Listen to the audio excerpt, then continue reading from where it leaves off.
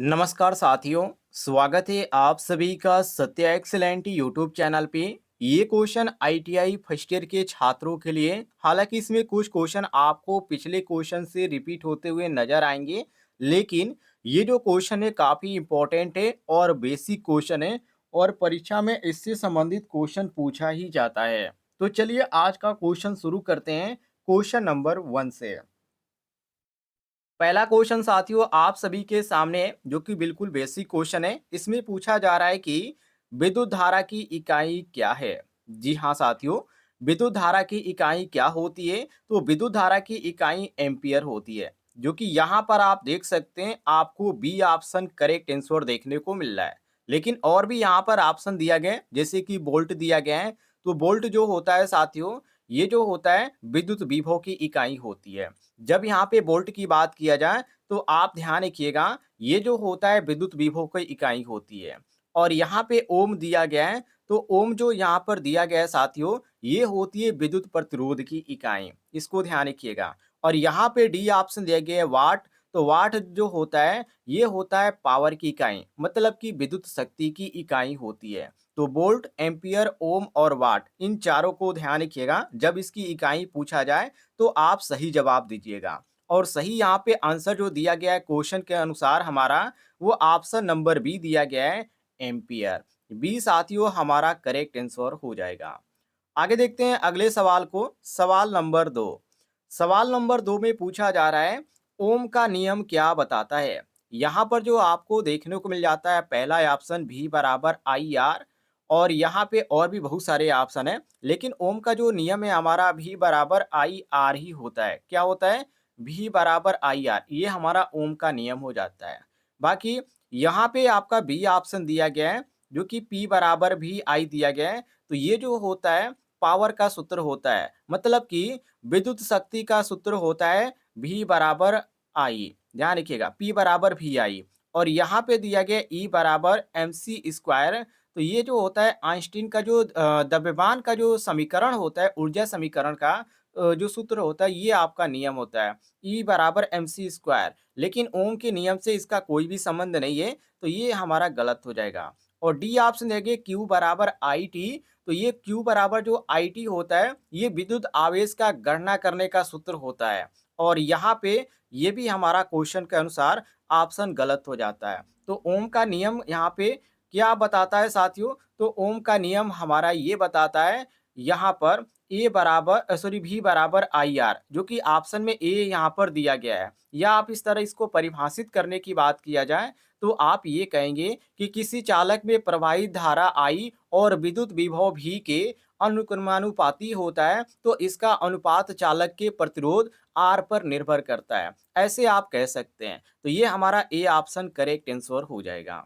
आगे देखते हैं अगले सवाल को। देखिए सवाल नंबर 3, जिसमें साथियों पूछा जा रहा है कि यदि किसी परिपथ में प्रतिरोध को बढ़ाया जाए तो धारा पर क्या प्रभाव पड़ेगा।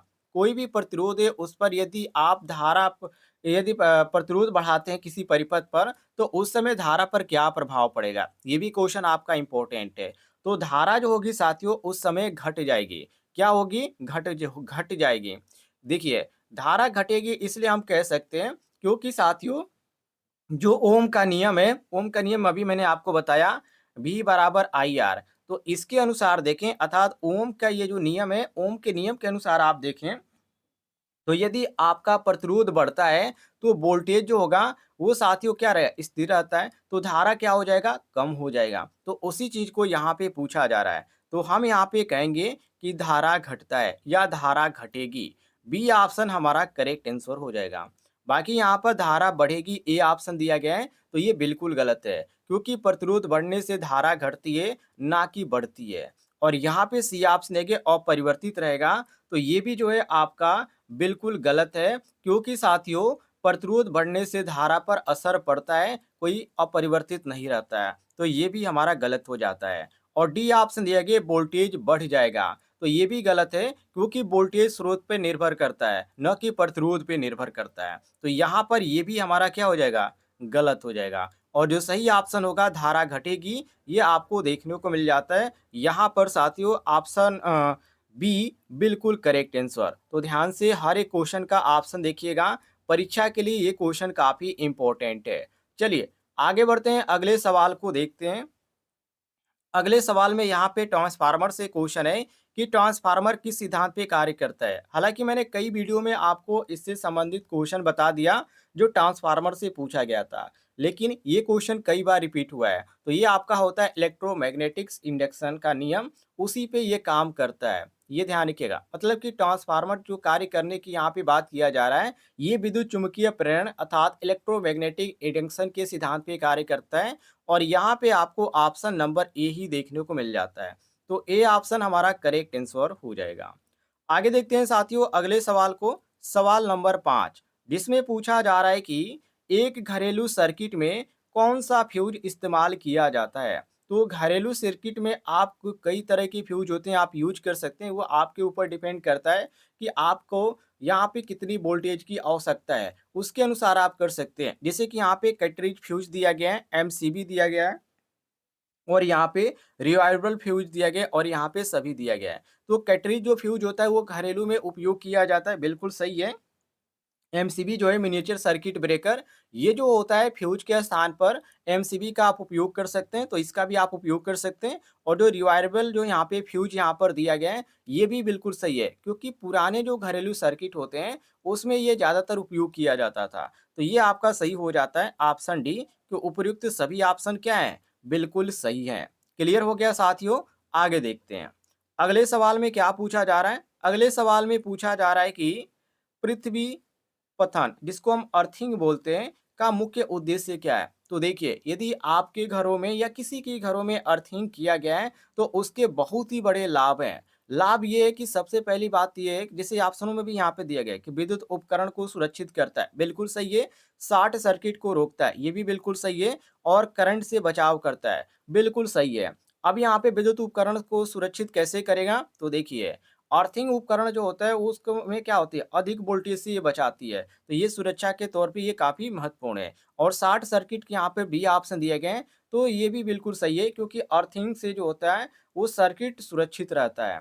और यहाँ पे सी ऑप्शन देखिए करंट बचाव, तो ये भी बिल्कुल सही है, क्योंकि मध्यम में जो लीकेज करंट होता है वो जमीन में प्रवाहित हो जाता है यदि आप अर्थिंग यहाँ पे किए हैं तो ये हमारा सभी ऑप्शन सही हो जाएगा, उपयुक्त सभी।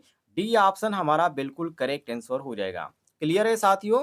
कोई भी कंफ्यूजन होगा आपको किसी भी क्वेश्चन में, तो आप लोग कमेंट बॉक्स में पूछ लीजिएगा, आपको जानकारी मिल जाएगी। ठीक है, चलिए आगे बढ़ते हैं अगले सवाल को देखिए। सवाल नंबर अब यहाँ पर हम आते हैं 8 पे, सॉरी 7 पे। सवाल नंबर यहाँ पे 7 को देखिए। 7 में पूछा जा रहा है कि विद्युत ऊर्जा की इकाई क्या है। उसमें जो पूछा गया था वो आपका अलग था, जो कि यहाँ पे धारा का पूछा गया था, लेकिन यहाँ पे विद्युत ऊर्जा की पूछा जा रहा है। जैसे ए ऑप्शन दिया गया कि वाट, बी ऑप्शन दिया गया किलोवाट, सी ऑप्शन दिया गया किलोवाट घंटा, और यहाँ पे डी ऑप्शन दिया गया जूल। तो यहाँ पे आपका कौन सा ऑप्शन सही होगा। विद्युत ऊर्जा की इकाई क्या होती है, तो विद्युत ऊर्जा की इकाई होती है किलोवाट घंटा। ध्यान रखिएगा। तो यहाँ पे आपका किलोवाट घंटा कौन सा ऑप्शन में दिया गया है, ऑप्शन नंबर सी दिया गया है। तो सी ऑप्शन हमारा करेक्ट आंसर हो जाएगा। बाकी वाट किसका होता है, तो जो वाट यहाँ पे दिया गया है साथियों, ये आपका पावर का होता है, मतलब कि जो शक्ति का इकाई होती है वो वाट होती है। और किलोवाट यहाँ पे दिया गया है, तो किलोवाट जो कि होता है ये आपका होता है किसका, ये भी आपकी शक्ति की इकाई होती है किलोवाट, जो कि 1 किलोवाट बराबर 1000 वाट होता है। तो ये भी आपका किलोवाट जो होता है ये शक्ति की ही होती है। और किलोवाट घंटा जो कि मैंने आपको अभी बताया और क्वेश्चन में भी पूछा जा रहा है, तो ये विद्युत ऊर्जा की इकाई होती है। और यहाँ पे डी ऑप्शन दिए गए जूल, तो जूल जो होता है किसका होता है साथियों, तो ये ऊर्जा की इकाई होती है, ध्यान रखिएगा। तो यहाँ पे हमारा जो क्वेश्चन के अनुसार सही ऑप्शन हो जाता है वो ऑप्शन नंबर सी हो जाता है, किलोवाट घंटा। सी साथियों हम करेक्ट आंसर मारेंगे। आगे बढ़ते हैं अगले सवाल को देखिए, सवाल नंबर 8 को, जिसमें पूछा जा रहा है कि डायोड का मुख्य कार्य क्या होता है। डायोड का नाम आपने सुना होगा। डायोड जो होता है वो किस काम में लिया जाता है, इसका मुख्य कार्य क्या है किसी सर्किट में प्रयोग करने पर। तो देखिए, ये जो काम करता है एसी को डीसी में बदलता है, मतलब कि प्रत्यावर्ती धारा जो होती है उसको दिष्ट धारा में बदलता है ये। और ये क्या है, ये डायोड है। डायोड का ही काम होता है एसी धारा को डीसी में बदलना, जो कि ऑप्शन में आपको देखने को मिलता है ऑप्शन नंबर बी। बी साथियों हमारा सही हो जाएगा। बाकी ए ऑप्शन दिए गए कि विद्युत प्रवाह को नियंत्रित करता है, तो ये बिल्कुल गलत है। गलत इसलिए साथियों क्योंकि ये ट्रांजिस्टर और अन्य डिवाइस ये काम करते हैं विद्युत प्रवाह को नियंत्रित करना, लेकिन डायोड ये काम नहीं करता है। और यहाँ पे बी ऑप्शन तो मैंने आपको बता ही दिया। अब सी ऑप्शन देखिए जिसमें कहा जा रहा है विद्युत धारा को मापना। तो विद्युत धारा को मापना इसका काम नहीं होता है, बल्कि अमीटर का काम होता है। और डी ऑप्शन देंगे वोल्टेज को स्थिर रखना। तो वोल्टेज को स्थिर रखना इसका काम नहीं होता है, वो कार्य होता है जेनर डायोड का। किसका काम होता है साथियों? तो जेनर डायोड का काम होता है, इसका काम नहीं होता है। क्लियर हो गया?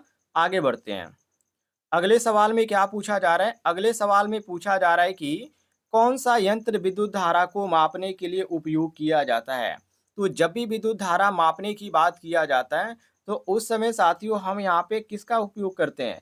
तो उस समय हम उपयोग करते हैं सॉरी एम एम यहाँ पे एमीटर का उपयोग करते हैं, जो कि यहाँ पे आपको देखने को मिल जाता है, जो कि यहाँ पे हिंदी में कुछ और लिखा गया है और यहाँ पर इंग्लिश में बिल्कुल सही है।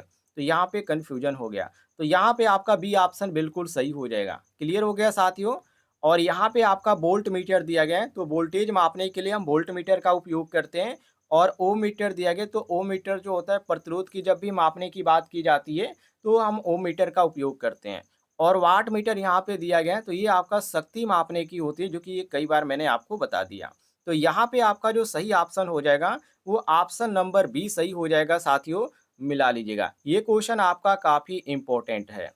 आगे देखते हैं अगले सवाल को, सवाल नंबर 10 को, जिसमें पूछा जा रहा है कि कौन-सा विधि तांबे के तारों को जोड़ने के लिए सबसे अधिक होती है? जैसे कि स्क्रू टर्मिनल या सोल्डरिंग या नट बोल्ट जोड़ या टैप जोड़। तो यहाँ पे हमारा जो सही हो जाता है ऑप्शन नंबर बी। जो सोल्डरिंग होता है साथियों, सबसे अच्छा जोड़ यहाँ पे माना जाता है। और सोल्डरिंग जो ऑप्शन में दिया गया है, वो हमारा बी ऑप्शन दिया गया है। तो बी ऑप्शन सही हो जाएगा। बाकी यहाँ पे स्क्रू टर्मिनल दिया गया है, तो जो स्क्रू टर्मिनल होता है, ये अस्थायी कनेक्शन के लिए उपयोग किया जाता है, न कि एक मजबूती प्रदान करने के लिए किया जाता है। तो ये हमारा गलत हो जाएगा। और सी ऑप्शन देखिए नट बोल्ट जोड़, तो ये भी हमारा गलत हो जाएगा, क्योंकि जब भारी उपकरणों की बात की जाती है, तो वहाँ पे हम नट बोल्ट का उपयोग करते हैं, लेकिन साधारण के लिए हम यहाँ पे सोल्डरिंग करते हैं। तो ये भी गलत हो जाएगा। और यहाँ पे डी ऑप्शन देखिए टेप जोड़, तो ये आपका अलग होता है, जो कि एक तरह से इसका जो उपयोग किया जाता है मरम्मत के लिए यहाँ पे किया जाता है, मजबूती प्रदान करने के लिए बिल्कुल भी नहीं किया जाता है। तो इसलिए यहाँ पर हम इसको भी गलत मारेंगे। और सही ऑप्शन होगा ऑप्शन नंबर बी, ध्यान रखिएगा सोल्डरिंग। आगे देखते हैं अगले सवाल को, सवाल नंबर 11, जिसमें साथियों पूछा जा रहा है कि डीसी मोटर का मुख्य भाग कौन सा होता है? जैसे कि स्टेटर हो गया या रोटर हो गया या कम्यूटेटर हो गया या उपर्युक्त सभी। वेरी वेरी इंपॉर्टेंट क्वेश्चन है साथियों। देखिए डीसी मोटर का जो मुख्य भाग होता है, ये सभी होते हैं। जैसे कि डीसी मोटर में आपको स्टेटर देखने को मिलेगा, तो स्टेटर आप निकाल देंगे तो काम कैसे करेगा? उसी तरह रोटर होगा, रोटर को भी आप निकाल देंगे तो आप काम में नहीं ले सकते हैं मोटर को। और कम्यूटेटर भी होता है, जो कि कम्यूटेटर तो मेन ही होता है। तो हम यहाँ पे कह सकते हैं कि यहाँ पे जो सभी उपकरण दिए गए हैं, वो मेन ही दिए गए हैं। यदि आप स्टेटर को निकाल देते हैं, तो ये जो भाग होता है क्या घूमने वाला भाग सॉरी स्थिर भाग होता है, तो ये चुंबकीय क्षेत्र प्रदान करता है। तो यदि आप निकाल देंगे तो चुंबकीय क्षेत्र प्रदान नहीं कर पाएगा। और जो रोटर होता है साथियों, ये घूमने वाला भाग होता है। और जो कम्यूटेटर होता है, ये जो होता है दिशा हमें मदद करता है, मतलब कि दिशा बदलने में मदद करता है। तो इसी कारण हमारा सभी ऑप्शन क्या हो जाएगा? बिल्कुल सही हो जाएगा। डी ऑप्शन हम करेक्ट आंसर मारेंगे। आगे देखते हैं अगले सवाल को, सवाल नंबर 12, जिसमें साथियों पूछा जा रहा है कि कौन सा तार सुरक्षा अर्थिंग के लिए उपयोग किया जाता है? तो सुरक्षा अर्थिंग की यदि बात करें, तो वहाँ पे हम अर्थ का उपयोग करते हैं। जी हाँ, जब भी यहाँ पे सुरक्षा की बात की जाती है, तो आप अर्थ का ध्यान रखिएगा। अर्थ का तार का जो उपयोग है, हम सुरक्षा के तौर पे ही करते हैं। बाकी जो यहाँ पे फेज दिया गया है, फेज, तो ये विद्युत प्रवाह के उपकरण तक पहुँचाता है। और जो न्यूट्रल यहाँ पे दिया गया है, ये जो होता है विद्युत प्रवाह को वापस लाता है। और यहाँ पे डी ऑप्शन देंगे कोई नहीं, तो ये तो बिल्कुल गलत है। हम यहाँ पे मारेंगे ऑप्शन नंबर सी, बिल्कुल करेक्ट आंसर। अर्थ तार। क्लियर हो गया साथियों? आगे देखते हैं। अगले सवाल में क्या पूछा जा रहा है? सवाल नंबर 13, जिसमें पूछा जा रहा है कि विद्युत चुंबकीय प्रेरण की खोज किसने की? तो ये जो खोज है किसने किया? तो माइकल फैराडे ने। किसने खोज किया साथियों? माइकल फैराडे ने, जो कि यहाँ पे आपको ए ऑप्शन ही देखने को मिल जाता है। बाकी यहाँ पे आइजैक न्यूटन यहाँ पर दिया गया है। तो यहाँ पे न्यूटन जो है ये गति के नियम दिए थे, गति के नियम की खोज किए थे। और थॉमस एडिसन जो यहाँ पे दिया गया है, इन्होंने बल्ब का विकास किया था। और यहाँ पे अल्बर्ट आइंस्टीन दिया गया है। तो ये जो यहाँ पे जो सापेक्षता गति होती है उसका सिद्धांत इन्होंने यहाँ पर दिया था। तो यहाँ पे जो विद्युत चुंबकीय प्रेरण का नियम है वो माइकल फैराडे ने दिया था। तो ये ध्यान रखिएगा, ये क्वेश्चन काफ़ी इम्पोर्टेंट है। ये ऑप्शन हमारा सही हो जाता है। आगे देखते हैं अगले सवाल को, सवाल नंबर 14, जिसमें पूछा जा रहा है कि थ्री फेज सिस्टम में फेज वोल्टेज और लाइन वोल्टेज के बीच संबंध क्या होता है? तो जब भी साथियों संबंध की बात करें तो आप समझिएगा इसमें सूत्र की ज़रूरत होगी।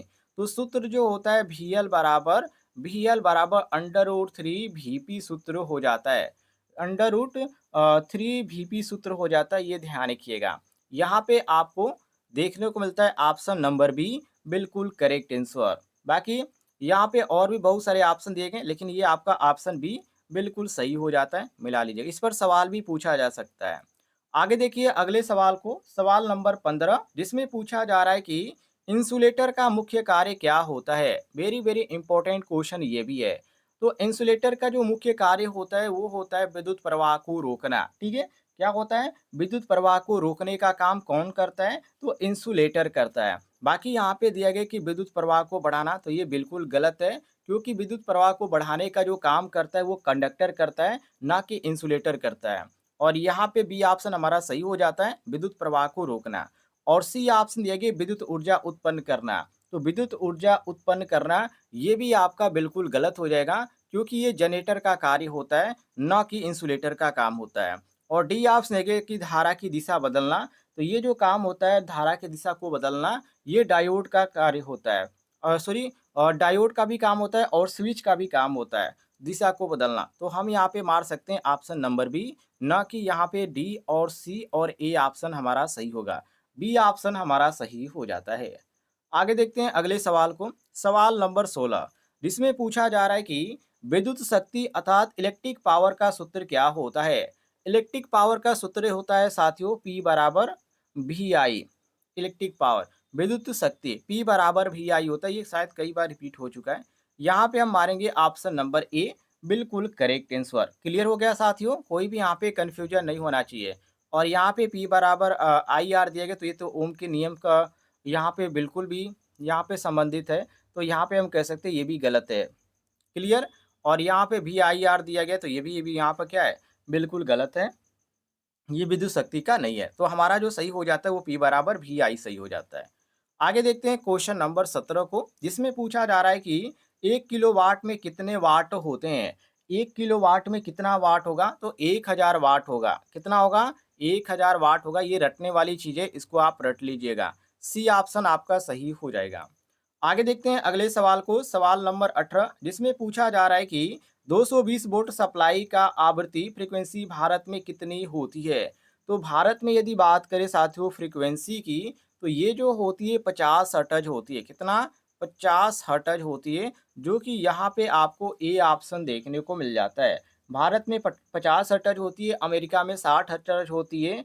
और अदर जो विद्युत प्रणाली होती है जो अदर देशों के, उनमें 100 भी देखने को मिल जाता है, 120 भी देखने को मिलता है। लेकिन भारत में कितनी होती है? ये 50 हर्ट्ज होती है। क्लियर हो गया? आगे बढ़ते हैं।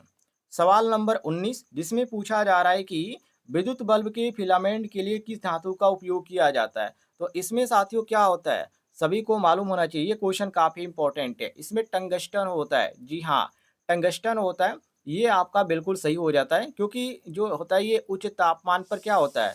उच्च तापमान पर भी नहीं पिघलता है। तो इसी कारण इसका हम उपयोग करते हैं बल्ब में, टंगस्टन का। बाकी तांबा जो है ये आपका अलग चीज़ है, ये विद्युत तारों में उपयोग किया जाता है। एल्युमिनियम भी आपका तारों में ही उपयोग किया जाता है।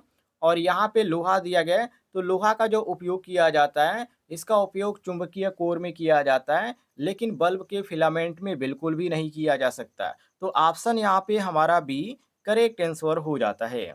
आगे बढ़ते हैं सवाल नंबर 20 को देखिए, जिसमें पूछा जा रहा है कि किसी ट्रांसफार्मर का प्राथमिक कार्य क्या होता है? कोई भी ट्रांसफार्मर है, यदि प्राथमिक कार्य यदि पूछा जाए तो वोल्टेज को बढ़ाना या घटाना कह सकते हैं, क्योंकि ट्रांसफार्मर के दो भाग होते हैं, एक आपका स्टेप अप होता है और स्टेप डाउन होता है। ये प्राथमिक कह के आपको कंफ्यूज कर रहा है, ध्यान रखिएगा।